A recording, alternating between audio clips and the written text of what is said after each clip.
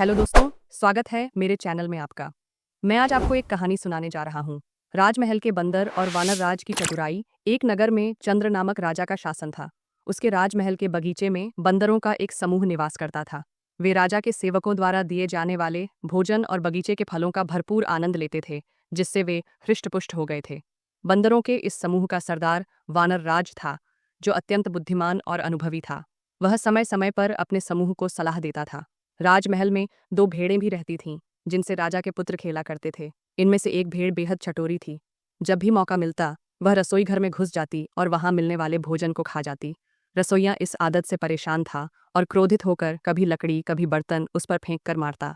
एक दिन वानरराज ने रसोइये को भेड़ पर बर्तन फेंकते देखा और सोचा, यह विवाद बंदरों के लिए संकट न बन जाए। अगर किसी दिन रसोइये ने क्रोध में जलती लकड़ी भेड़ पर फेंक दी तो भेड़ का ऊन जल उठेगा। यदि वह अस्तबल में भागी तो वहां रखी सूखी घास आग पकड़ लेगी, जिससे घोड़े जल जाएंगे। राजा क्रोधित होकर प्रतिशोध लेगा और संभवतः बंदरों का अंत कर देगा। इस आशंका को ध्यान में रखते हुए वानर राज ने अपने समूह को सचेत किया और परामर्श दिया कि राजमहल छोड़ देना ही बुद्धिमानी होगी। लेकिन बंदर राजमहल के सुख साधनों के आदी हो चुके थे और उन्होंने वानर राज की चेतावनी को अनसुना कर दिया। कुछ दिनों बाद वही हुआ जिसका वानर राज को भय था। छटोरी भेड़ फिर रसोई में घुसी और पकड़ी गई। गुस्से में आकर रसोइये ने जलती हुई लकड़ी उस पर फेंक दी। भेड़ का ऊनी शरीर आग की लपटों में घिर गया।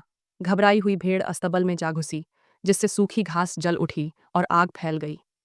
कई घोड़े जलकर मर गए, कुछ घायल हो गए। जब यह समाचार राजा को मिला तो उसने तत्काल वैद्य को बुलाया। घोड़ों के उपचार हेतु वैद्य ने कहा, इनके घावों पर बंदरों की चर्बी लगाने से ही शीघ्र लाभ होगा। राजा ने सैनिकों को आदेश दिया कि सभी बंदरों को मारकर उनकी चर्बी लाई जाए। सैनिकों ने आदेश का पालन किया और राजमहल के सभी बंदर मार दिए गए। इस भयानक समाचार से वानर राज अत्यंत दुखी हुआ। उसे अपने साथियों की मृत्यु का गहरा आघात पहुंचा। वह बदला लेने के बारे में सोचने लगा। एक दिन वह एक झील के पास पहुंचा, जहां सुंदर कमल खिले हुए थे।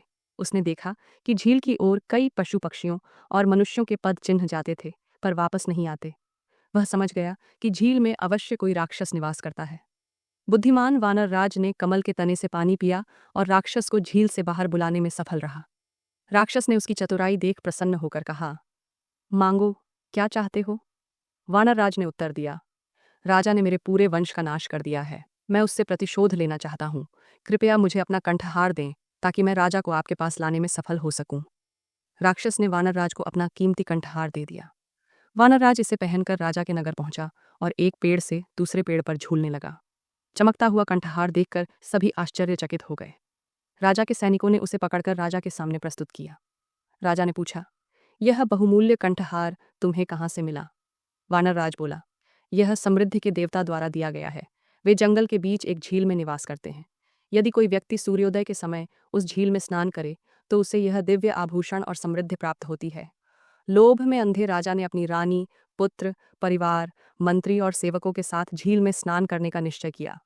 अगली सुबह वानर राज उन्हें झील तक ले गया और सुझाव दिया कि सभी को अलग अलग स्थानों से पानी में प्रवेश करना चाहिए। राजा ने आदेश का पालन किया। जैसे ही सभी झील में उतरे, राक्षस ने उन्हें निगल लिया।